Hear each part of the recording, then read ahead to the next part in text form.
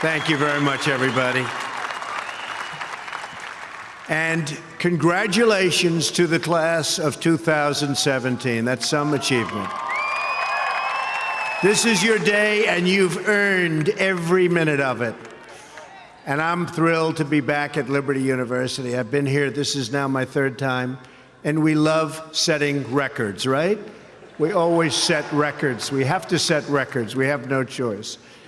It's been a little over a year since I've spoken on your beautiful campus, and so much has changed. Right here, the class of 2017, dressed in cap and gown, graduating to a totally brilliant future. And here I am, standing before you as President of the United States. So I'm guessing there are some people here today who thought that either one of those things, either one, would really require major help from God. Do we agree? And we got it. But here we are celebrating together on this very joyous occasion. And there's no place in the world I'd rather be to give my first commencement address as president than here with my wonderful friends at Liberty University. And I accepted this invitation a long time ago. I said to Jerry that I'd be there. And when I say something, I mean it.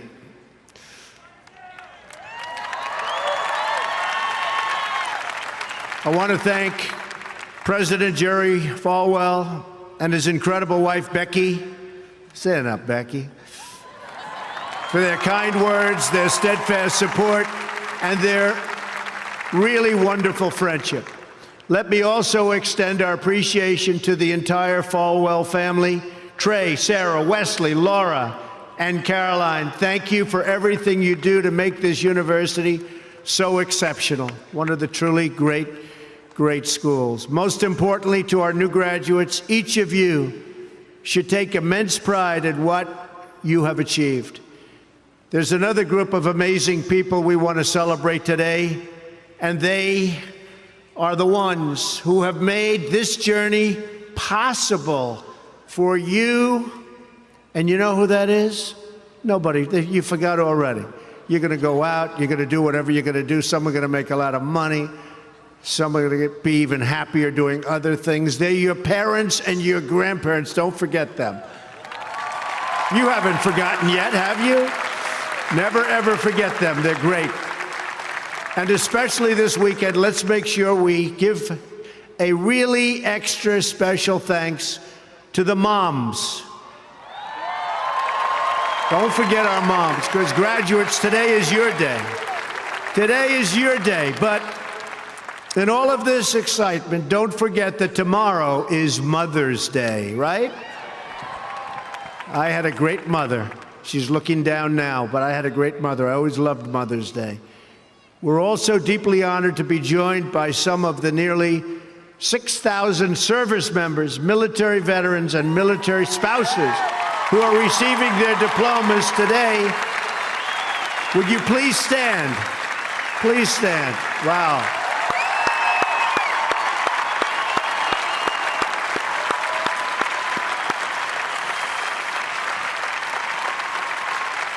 That's great. Thank you very much. Great job. We're profoundly grateful to every single one of you who sacrificed to keep us safe and to protect God's precious gift of freedom. It is truly a testament to this university and to the values that you embrace that your graduating class includes so many patriots who have served our country in uniform. Thank you very much. To the class of 2017, today you end one chapter, but you are about to begin the greatest adventure of your life. Just think for a moment of how blessed you are to be here today at this great, great university, living in this amazing country, surrounded by people who you love and care about so much. Then ask yourself, with all of those blessings and all of the blessings that you've been given, what will you give back to this country and indeed to the world? What imprint will you leave in the sands of history? What will future Americans say we did in our brief time right here on earth? Did we take risks? Did we dare to defy expectations? Did we challenge accepted wisdom and take on established systems? I think I did, but we all did, and we're all doing it. Or did we just go along with convention, swim downstream so easily with the current, and just give in because it was the easy way, it was the traditional way, or it was the accepted way? Remember this: nothing worth doing ever, ever, ever came easy. Following your convictions means you must be willing to face criticism from those who lack the same courage to do what is right, and they know what is right, but they don't have the courage or the guts or the stamina to take it and to do it. It's called the road less traveled. I know that each of you will be a warrior for the truth, will be a warrior for our country and for your family. I know that each of you will do what is right, not what is the easy way, and that you will be true to yourself and your country and your beliefs. In my short time in Washington, I've seen firsthand how the system is broken.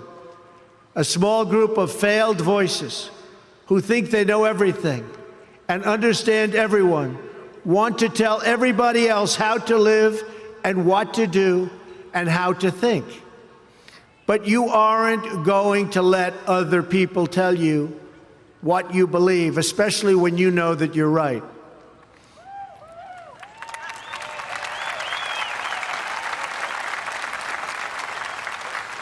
And those of you graduating here today who have given 500,000 hours of charity last year alone, unbelievable amount of work and charity, and few universities or colleges can claim anything even close. We don't need a lecture from Washington on how to lead our lives. I'm standing here looking at the next generation of American leaders. There may very well be a president or two in our midst. Anybody think they're going to be president? Raise your hand.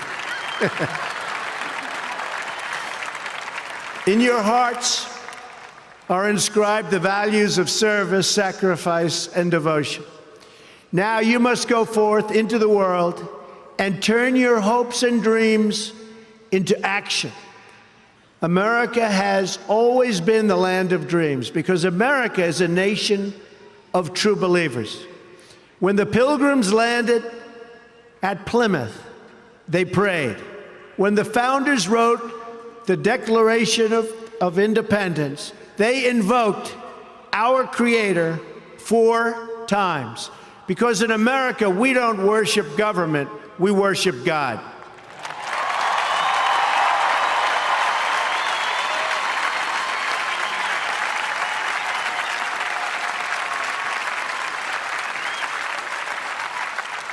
That is why our elected officials put their hands on the Bible and say, "So help me God," as they take the oath of office. It is why our currency proudly declares, "In God we trust." And it's why we proudly proclaim that we are one nation under God every time we say the Pledge of Allegiance.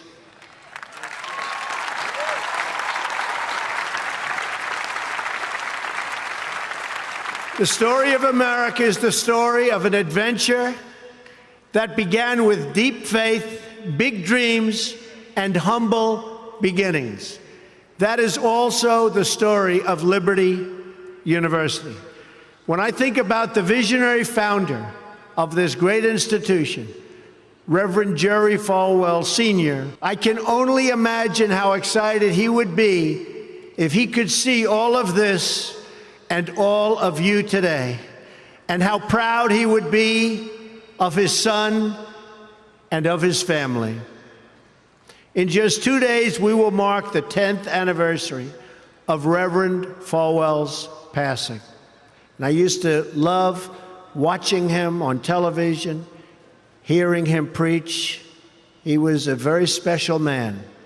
He would be so proud, not just at what you've achieved, but of the young men and women of character that you've all become. And Jerry, I know your dad is looking down on you right now, and he is proud. He is very proud. So congratulations on a great job, Jerry. Reverend Falwell's life is a testament to the power of faith to change the world. The inspiring legacy that we see all around us in this great stadium. This is a beautiful stadium, and it is packed. I'm so happy about that. I said, how are you going to fill up a place like that? It is packed, Jerry. In this beautiful campus and in your smiling faces, but it all began with a vision. That vision was of a world-class university for evangelical Christians. And I want to thank you because, boy, did you come out and vote, those of you that are old enough. In other words, your parents. Boy, oh boy, you voted. You voted. No doubt many people told him his vision wasn't possible. And I am sure they continued to say that so long after he started. At the beginning with just 154 students. But the fact is, no one has ever achieved anything significant without a chorus of critics standing on the sidelines explaining why it can't be done. Nothing is easier or more pathetic than being a critic, because they're people that can't get the job done. But the future belongs to the dreamers, not to the critics. The future belongs to the people who follow their heart no matter what the critics say, because they truly believe in their vision. At Liberty, your leaders knew from the very beginning that a strong athletic program would help this campus grow so that this school might transform more lives. That is why a crucial part of Reverend Falwell's vision for making Liberty a world-class institution was having a world-class football team, much like the great teams of Notre Dame. Great school, great place. In fact, Vice President Mike Pence is there today, doing a fabulous job, as he always does.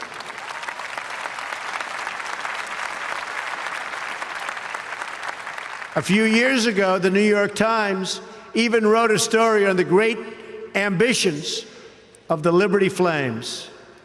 That story prompted a longtime president of another school to write a letter to Jerry.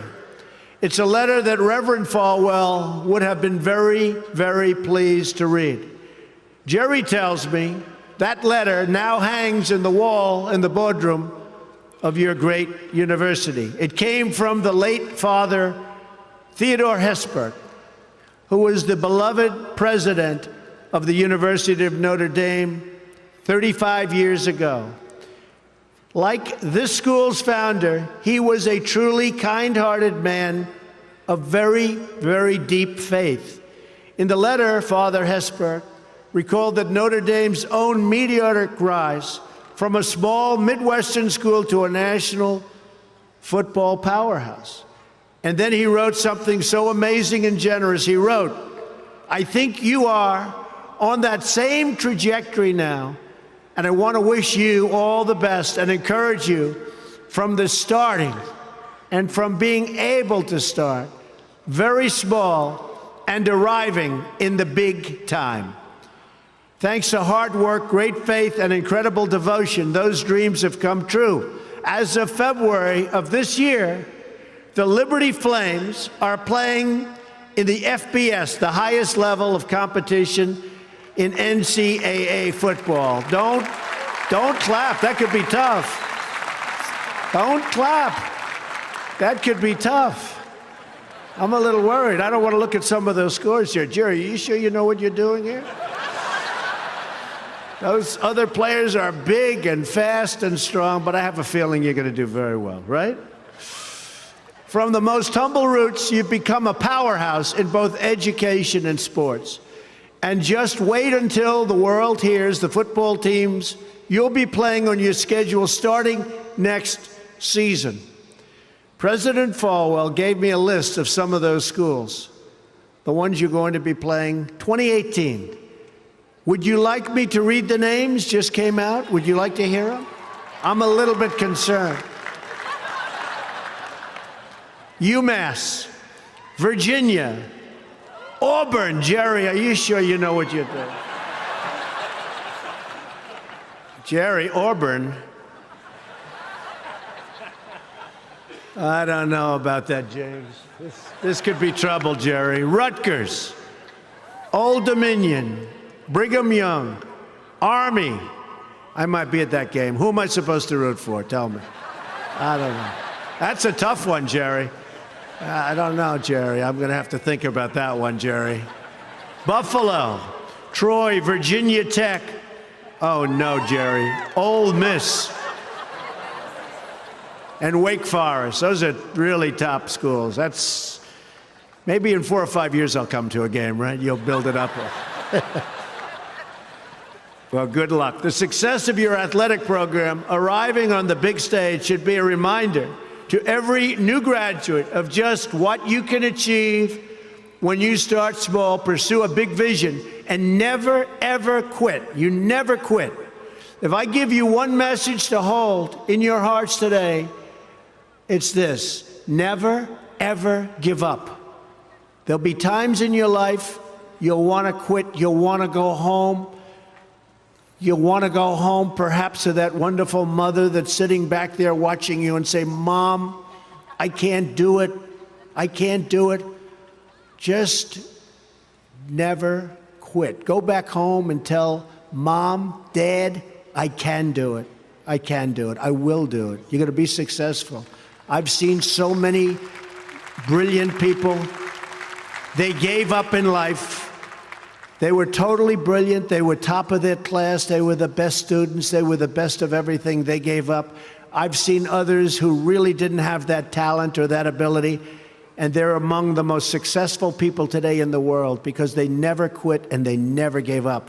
So just remember that. Never stop fighting for what you believe in and for the people who care about you. Carry yourself with dignity and pride. Demand the best from yourself, and be totally unafraid to challenge entrenched interests and failed power structures. Does that sound familiar, by the way? The more people tell you it's not possible, that it can't be done, the more you should be absolutely determined to prove them wrong. Treat the word impossible as nothing more than motivation. Relish the opportunity to be an outsider. Embrace that label. Being an outsider is fine. Embrace the label, because it's the outsiders who change the world and who make a real and lasting difference. The more that a broken system tells you that you're wrong, the more certain you should be that you must keep pushing ahead. You must keep pushing forward. And always have the courage to be yourself. Most importantly, you have to do what you love. You have to do what you love. I've seen so many people, they're forced through lots of reasons, sometimes including family, to go down a path that they don't want to go down a path that leads them to something that they don't love, that they don't enjoy. You have to do what you love, or you most likely won't be very successful at it. So do what you love. I want to recognize a friend who is here with us today, who can serve as an inspiration to us all. Someone who doesn't know the meaning of the word quit. Real champion. A true champion. Both on the field, off the field.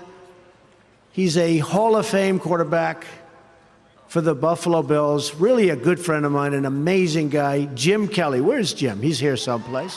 Where's Jim? Stand up, Jim. What a great man. Jim Kelly. He was tough.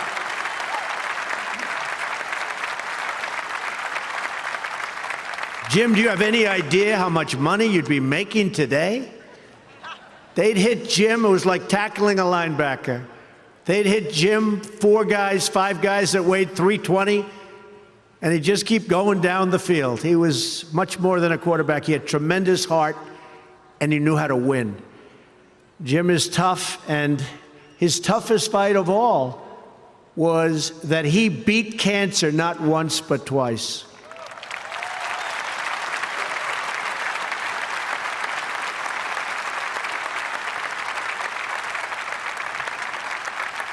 And I saw him and his incredible wife as they were in a very low moment.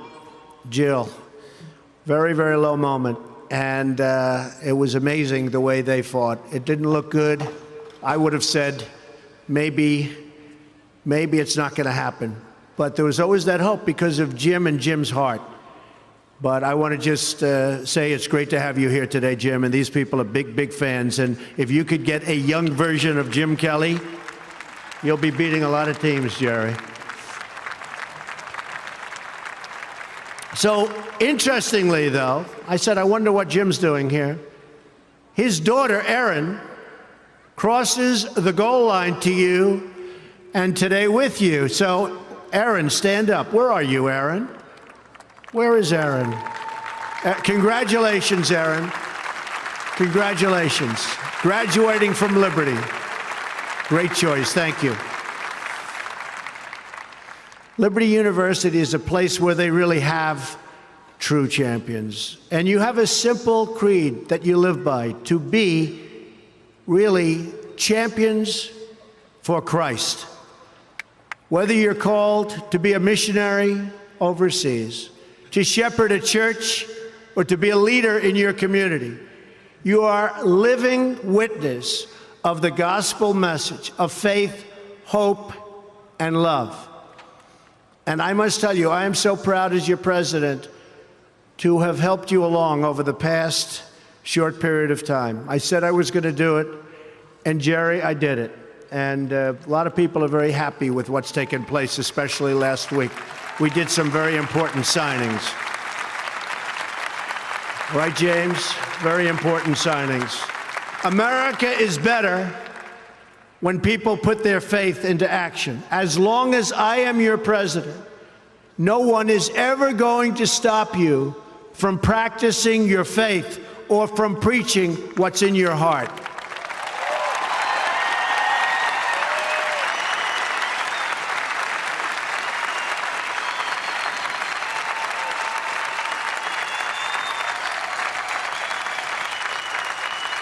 We will always stand up for the right of all Americans to pray to God and to follow his teachings. America is beginning a new chapter. Today, each of you begins a new chapter as well. When your story goes from here, it will be defined by your vision, your perseverance, and your grit.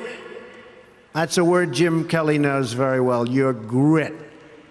In this, I'm reminded of another man you know very well and who has joined us here today. His name is George Rogers, Liberty University CFO and Vice President for a quarter of a century.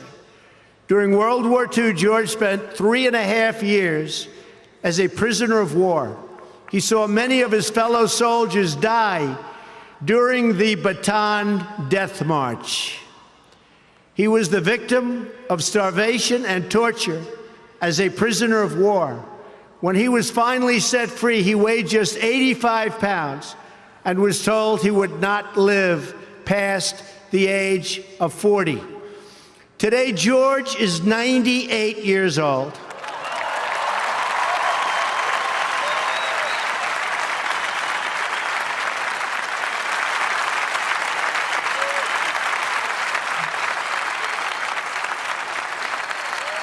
Great.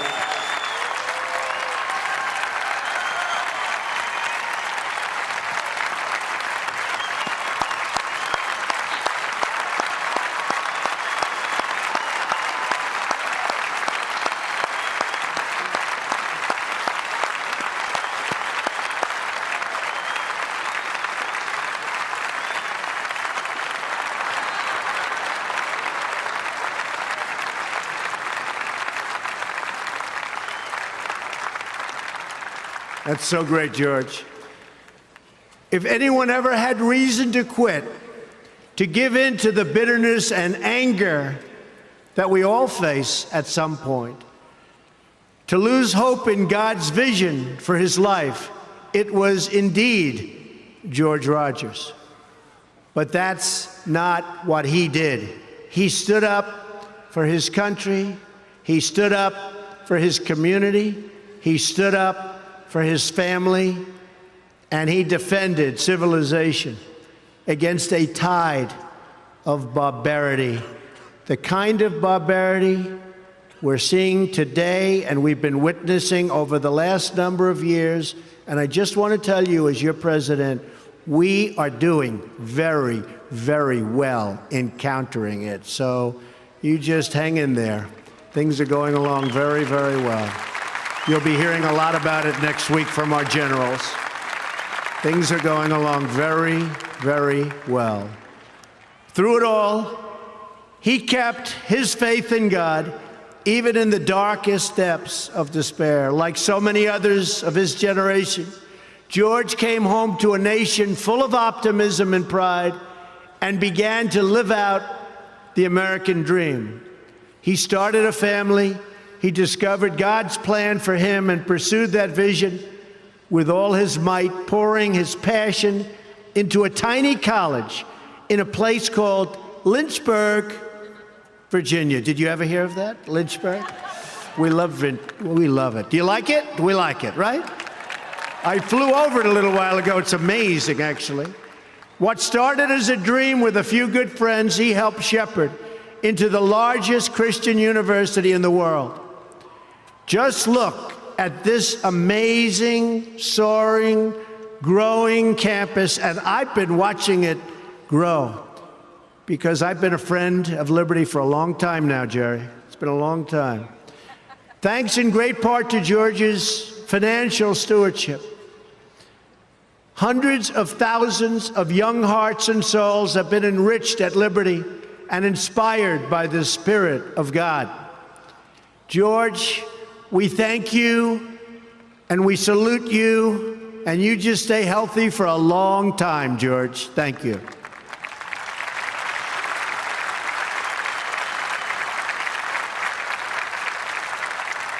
Now it falls on the shoulders of each of you here today to protect the freedom that patriots like George earned with their incredible sacrifice.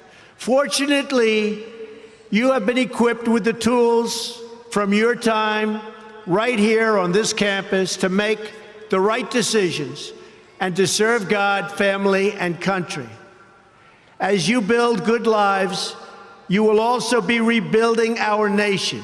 You'll be leaders in your communities, stewards of great institutions, and defenders of liberty. And you will be great mothers and fathers and grandmothers and grandfathers, loving friends and loving family members. You will build a future where we have the courage to chase our dreams no matter what the cynics and the doubters have to say. You will have the confidence to speak the hopes in your hearts and to express the love that stirs your souls. and you will have the faith to replace a broken establishment with a government that serves and protects the people.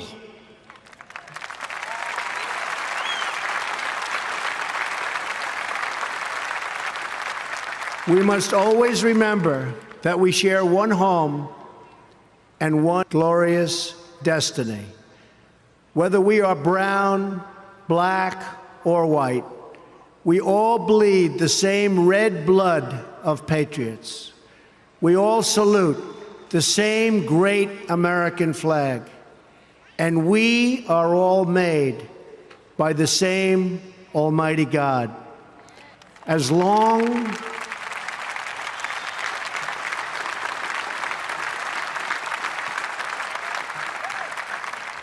as you remember what you have learned here at Liberty, as long as you have pride in your beliefs, courage in your convictions, and faith in your God, then you will not fail.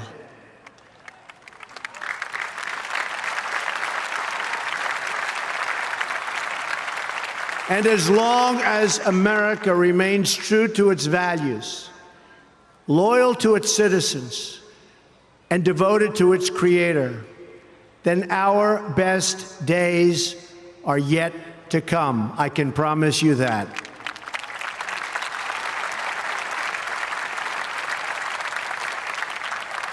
This has been an exceptional morning.